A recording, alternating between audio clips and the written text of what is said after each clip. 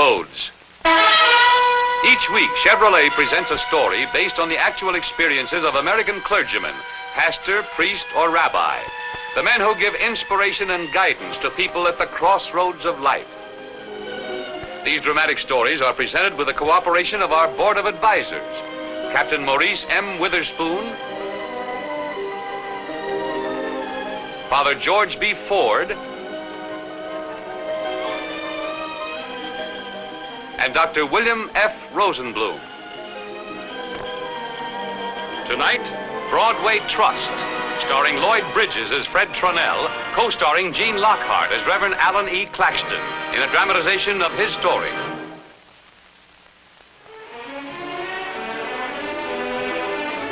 This is a story of faith, a true life incident based on recorded facts. The story begins in an uptown branch of a long-established New York bank. Draft's okay. Call downtown. Now check you fellas out as soon as you're ready. Want to get home early tonight.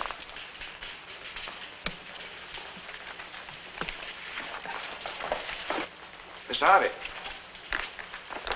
Oh, hello, Fred. Late for an appointment. Mr. Harvey, I've been waiting to hear from you all day. What about the deal? The deal? Oh, you mean the option on the 96th Street property? Yeah, the 30 days are up today. Everything's all right, isn't it? Fred, I got bad news for you, Fred. The deal fell through. Fell through? Yeah, the hotel people went cold at the last minute. Wouldn't meet the price, so we... But you got the option money back. Of course not. 30-day forfeit clause. You mean my $5,000? Yeah, gone down the drain along with my 10. You gotta take it in stride, man. It was a gamble. We stood to triple our money in 30 days. So we didn't make it.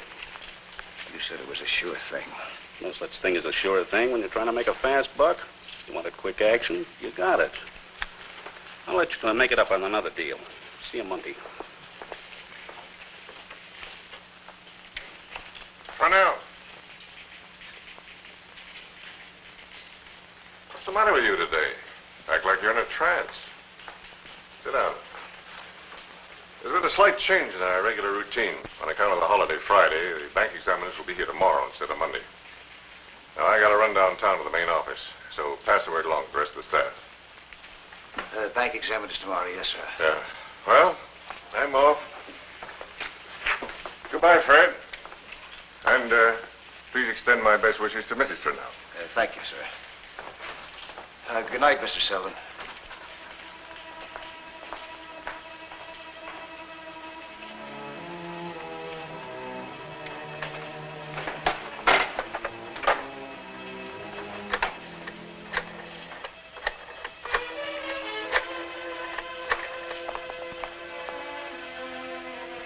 Hello, Sarlson and Company. Mr. Sig Sarlson, please. Fred Tronell calling. He's out of town. Oh, when is he expected back? Oh, it's not definite. Oh, then he might be back tonight, huh? I see. Well, look, this is very urgent. I'm a very close friend of his. Can you tell me how I can get in touch with him by long distance? Oh, he's already left San Francisco. Yes, I have his home phone number. All right. And if you should hear from him in the meantime, would you have him call me, please? No matter what time it is? And if I'm not at home, I'll be at the St. Luke's Hospital. Yeah, that's right, room 128 at St. Luke's Hospital. Thank you.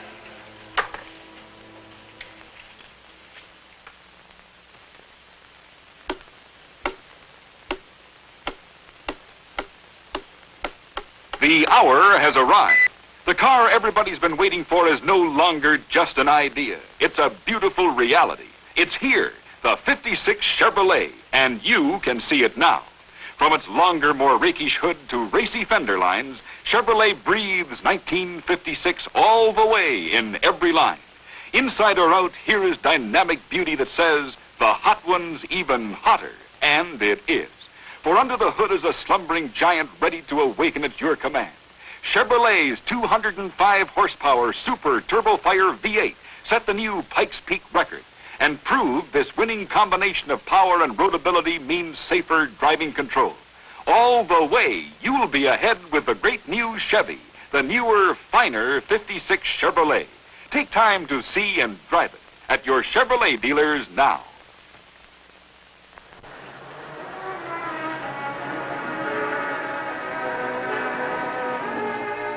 When Dr. Shealy walked in with those x-ray reports, I could hardly believe it. I wanted to leap out of this bed and dance. That's when I called you. I couldn't wait till you got here. You didn't mind, did you, Fred? My. That's the news that we were waiting for. That's great, sweetheart. Well, but you did sound disappointed when you heard my voice on the phone. Were you expecting another call? Yeah, matter of fact, I was. I was expecting a call from Sig Sorensen. Sig? Well, how is he? Did you talk to him? No. He was in San Francisco. What's wrong? Nothing.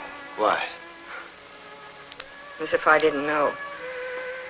7 months in the hospital. 4 operations and 9 million specialists. Oh, darling, I don't know how you've managed it all. I've managed. But that's all past now. The important thing is that you're well again. Tomorrow you're going to be home. Home?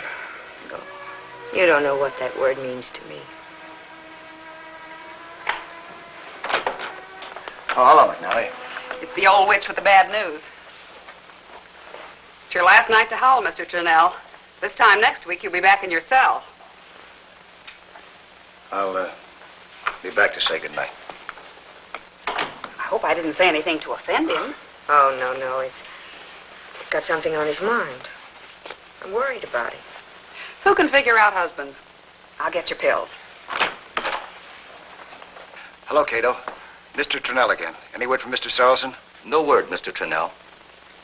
So late now. Maybe not return until holiday. Yes, sir. I have your number here. Yes, sir. Call no matter what time. All right, thank you.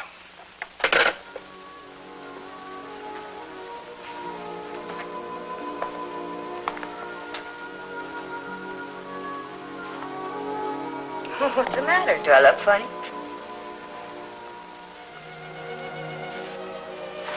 I love you so. Fred, I'm frightened. What is it? I just love you, that's all. Guess I don't tell you often enough.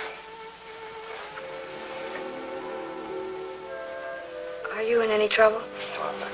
Can't a guy tell his girl he loves her? I better get out of here before they throw me out, huh? Oh, no, don't go yet. Wait till McNally gets here. No, 3's a crowd.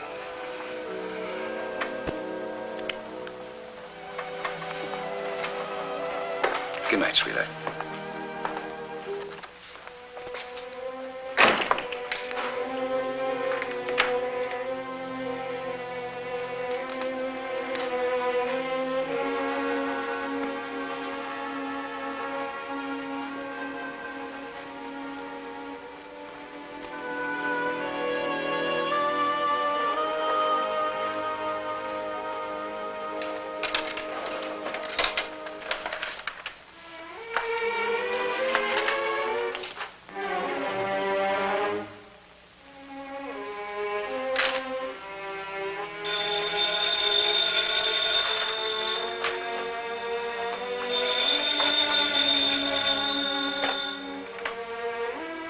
Fred?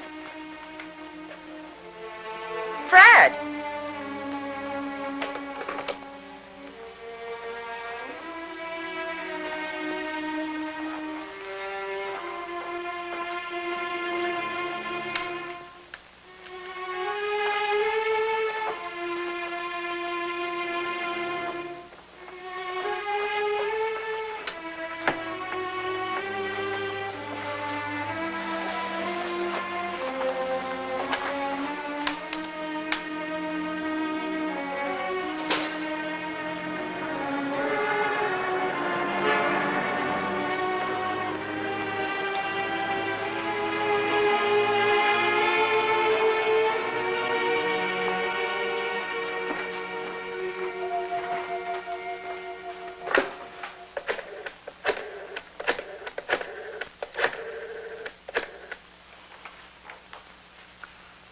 Superintendent's apartment? Oh, Mrs. Garrett, I didn't recognize your voice. This is Mr. Turnell in 48. I'm sorry to bother you at this hour, but would you mind coming up here for a minute? It's rather important. Thank you.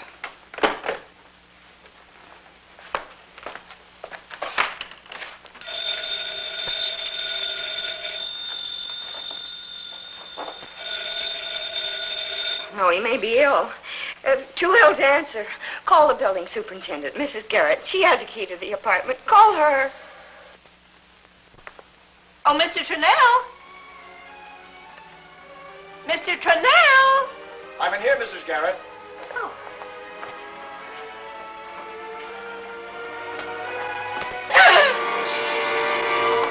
Get away from that open window before you fall.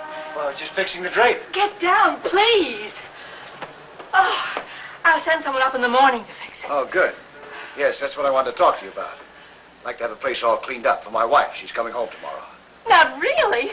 Oh, how nice. I'm afraid I'm not a very good housekeeper. You can see that it needs a pretty thorough cleaning. Oh, I'll attend to everything in the morning.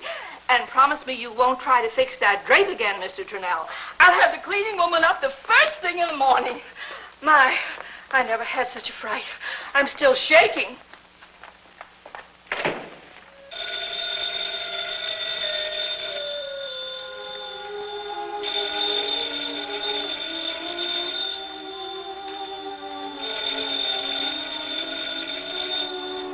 Mr. Trunell does not answer, Mr. Sorrelson. No answer, huh? Well, it couldn't have been too urgent. I'll call him in the morning. If anything happens to him, I don't want to live. Oh, somebody help me. May I come in? Oh, Dr. Claxton. I heard your voice. Am I disturbing the patient? Oh, no, Doctor, please. I'm Reverend Claxton, Mrs. Trunell's minister. Is it all right? Oh, I guess so. As you can see, she's awake. I was never so glad to see anyone. You must have heard my prayer.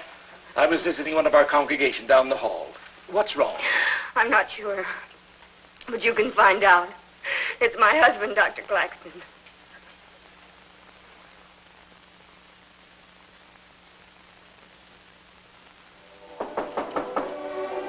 Fred? Are you there? Fred, it's Dr. Claxton. Fred, are you all right? Fred?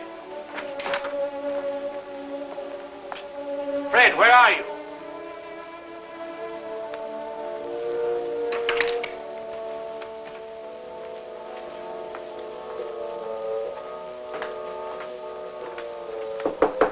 Fred, are you all right? Why have you got this door locked? Your wife's worried about you, Fred. She thinks you're in trouble. Would you please go away and let me alone? Let's talk it over, Fred. It can't be as bad as that. Are you going to unlock this door, or do I have to break it down? Now listen, Claxton. I'm standing in this open window. You break down that door and I'll jump. Killing yourself won't solve anything. Think of your wife, man. I am. At least this way she'll get the insurance. What about the suicide clause in your policy? This won't be a suicide. It'll be an accident. Well, I know something about doctors and hospital bills. They can't put you in jail for owing money. No, but they can't for stealing. I embezzled $5,000 of the bank's funds. $5,000.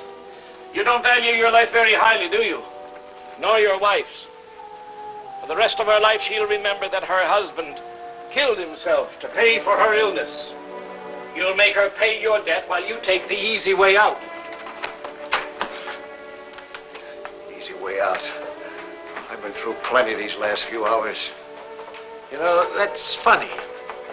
I conducted a funeral service this morning for a man worth $10 million. He told me the very same thing. It seems that he'd just lost his wife.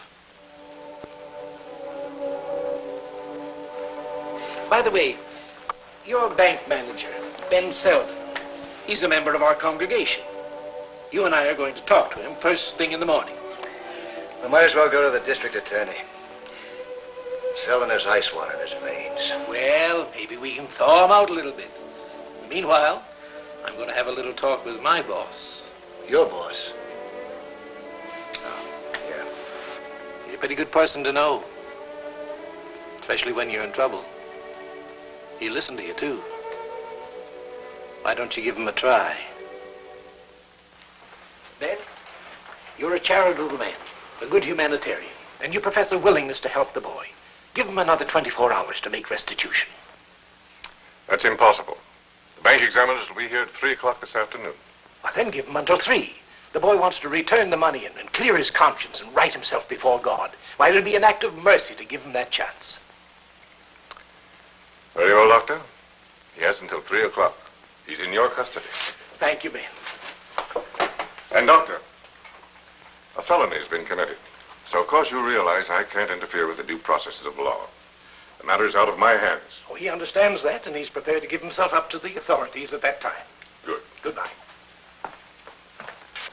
Good news. We have until 3 o'clock. 5 hours to raise $5,000. Yes? Yes, I'll hold on. Sig's back in town. Sig Sorensen. Splendid. I've got a secretary on the wire. She's trying to locate him. Yes?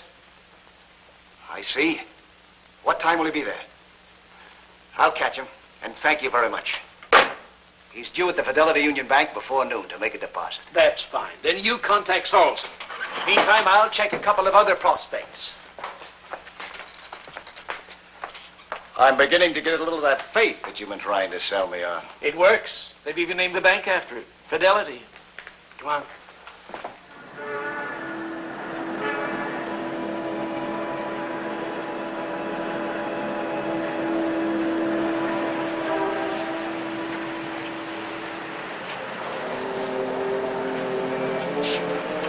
Mr. Harvey. Oh, hello, Charnell. What are you doing here? Aren't you with the wrong bank? I was waiting for a friend of mine. I tried to see if I can get some money from him. Losing that $5,000 has sure put me in a tough spot. Yeah, it's too bad, Charnell. Well, live and learn. I'll see you, fella. I gotta go. Mr. Harvey, this $5,000 that I lost, I've got to get it back by 3 o'clock this afternoon. Sounds like a real short-term loan. Yeah, can you help me out? Can you loan me $5,000? What? Look, I'll give it to you in a couple of days, just as soon as I get a hold of this friend of mine. I'll give you $200 besides. Boy, it sounds like you're in trouble. You didn't rob the bank, did you? This is no time to be funny. Can you loan me the money? Oh, I can't. You seem to forget that I also took a bath in that deal. Yeah, I know, but you got assets. I'll give you a note. I'll pay you interest. Oh, stop crying, will you? That's the trouble with you eager beavers. You always want something for nothing, and then when you get hurt, you want your money back. If it is your money or the bank's. What did you mean by that? Let go of my What did arm. you mean by it? I told you to take your hand off my arm. Not until you explain what you meant by that. Come on, what's going on here? This character's been pushing me around. Who are you, may I ask? George W. Harvey, investment broker. Anybody in that bank can vouch for me? Oh, and you? My name's Trunell. I work at the Broadway Trust Company. You're a little off your feet, aren't you? Say, I've had my eye on you. What's your pitch? Tried to hold me up for $5,000. He did what? That's a lie. Tried to borrow it from him. He's already got $5,000 in mine. Yours or the bank's? Now listen. All right, now, you come along with me. But officer, I can't. I'm waiting for a man named Sorensen. Oh, that's a good name. Now, you come along with me while we identify you. All right, come on, everybody. Move along here. Break it up. Glad to see you, Doc. Bill? You're just in time to join us. I'm sorry I can't stay for lunch. I'm in a bit of a rush. Gentlemen, this is our sky pilot, as we say in the Western movies. Dr. Claxton, Mr. Bodine, and the unhappy gentleman there with the crackers and milk, Mr. Ellsworth. He's got the Wall Street mumps. How do you do? How do you do? I hate to break in on your lunch. Oh, like not this. at all. I'll be with you in a minute. Sit down. Did you see what D&M Amalgamated did this morning? Yes. If you fellas had taken my tip last week, you'd have made yourselves a cool $250,000. Oh, have something? Cup of coffee? No, thank you. Really, I'm awfully pressed for time. Oh, now relax. Think of your blood pressure. Now, how about this fishing trip to Florida? Are we going? And whose yacht are we going to use? Man, if my wife keeps a promise to go to Europe. Personally, I can't afford to go. It costs me a fortune for every day I stay away from the office. You'd spend it on the horses if you stayed here. Waiter, bring me the check. Oh, we'll match for it. High serial number on a $100 bill. Bill, I hate to be insistent. Now, heaven can wait. This is important. I should have picked up the check in the first place. These fellows always nick me anyway. Now, Doctor, what is it this time? Stained glass window? Underprivileged children? Or a new church? Bill, I need $5,000. That's a good round sum. I think it can be arranged. I'll have my secretary send you a check. No, I need it now. And it isn't for the church. It's personal. Personal? Yes, it's for a young member of our congregation. He's in a little financial difficulty. Now, wait a minute, Doc. I'm not in the loan business. If it's for the church or an organized charity, okay. Is there any greater charity than helping a fellow human in distress? If I reasoned along those lines, I'd be broke in a month. I tell you what I'll do. I'll give you a check right now for $5,000 made out to the church. If you want to use it for a personal loan, that's up to you. I see. And knowing that would be embezzlement of church funds, I guess it gives you a good excuse. It's your ball. It's all yours, Bill. See what I mean? Well, thank you. And I hope you have a pleasant fishing trip. Good day, gentlemen. Good day, Doctor. Good day. Oh, waiter. Precinct, Sergeant Dolan speaking. Yes, sir. I'll connect you with the lieutenant. Hey, look, Sergeant. It's nearly 2 o'clock. How much longer are you going to keep me here? Till we hear from your boss at the bank. He must eat a big lunch. Dr. Claxton, Fred, how'd you find out where I was? from your wife. When I didn't find you at the Fidelity Bank, I called the hospital. Have you been booked yet? Not yet. Sergeant, I can vouch for this young man. Just a moment. What's your connection with the case? I'm his clergyman, Dr. Claxton, Broadway Temple. Oh, up in Washington Heights, eh? Would you know Father Whalen of the Sacred Heart Parish up there? Oh, very well. We serve on several committees. A fine man. It's nice to know that you men of the cloth get along together. Well, we're all in the same league, just on different teams. I must remember that. Lieutenant Reed. Did you see Sorrelson? No, he didn't show up. Then this had to happen. Less than an hour. It's no use. We might as well go back to the bank. Buck up, man. There's still Sorrelson. Well, there's no charges preferred. The lieutenant said he can go. Thank God. And one of his ball players. Say hello to Father Whalen for me.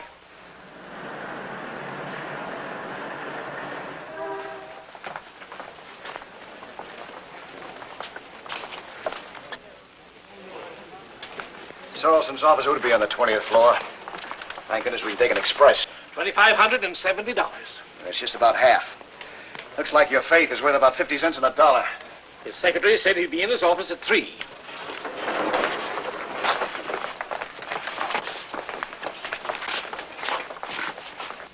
Hey, there he is. There's Sorrelson. Hey, Sig! Sig! Hey, wait a minute. Hey, don't close the doors. Don't close them. I gotta get out of here. Open the door.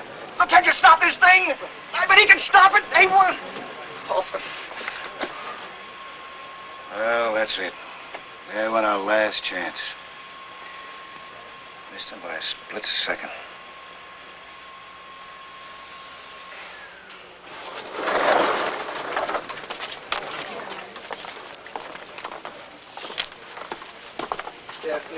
Let's check his office and find out where he's gone. What's the use? Time's up. Young man, I know it isn't customary. Would you mind taking us right down to the main floor without stopping? Let him stop. What difference does it make? It's really very urgent. What's the rush? You want to get me to jail quicker? It isn't 3 o'clock yet. No. We just got time enough to get to the bank before the examiners. Faith, I've had it. But not enough. One has to believe. How can you believe in something that doesn't exist? Come, man, where's your courage? We still have 10 minutes. You believe in miracles? Certainly, they happen every day.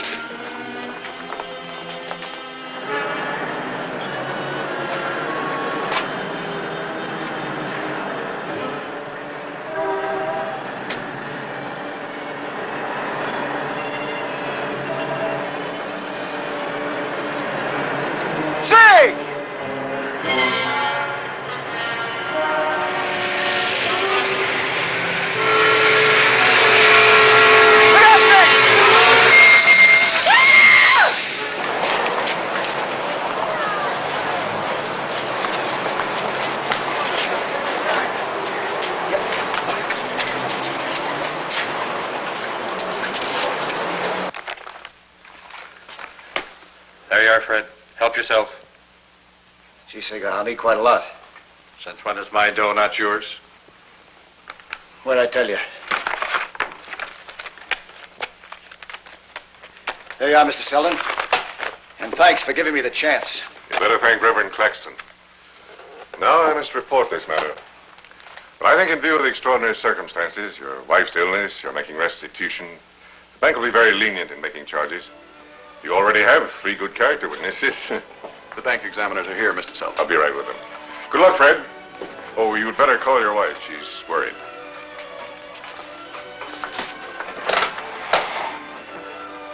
You know, Dr. Claxton, I haven't been in this bank for months. I don't know why I didn't deposit that money downtown this morning. Now, what sent me away up here to the Broadway Trust? And why did you and Fred come along just in time to save me from that truck? Seems like I've been in a dream. God knows what happened to me today. God knows.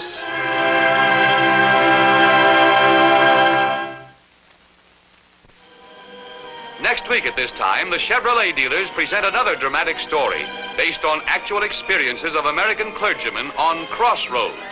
And here's next week's star, Brian Donlevy. Hello. Welcome to our jungle home. Nice and peaceful here now, isn't it? But you wait till next week. You know, we spent many pleasant hours here shooting the show you're going to see on this program next week. It's called Mr. Liberty Bell. It's just packed with thrills and action and suspense. I think you're going to like it. These dramatic stories are presented with the cooperation of our Board of Advisors, Captain Maurice M. Witherspoon, Father George B. Ford, and Dr. William F. Rosenblum.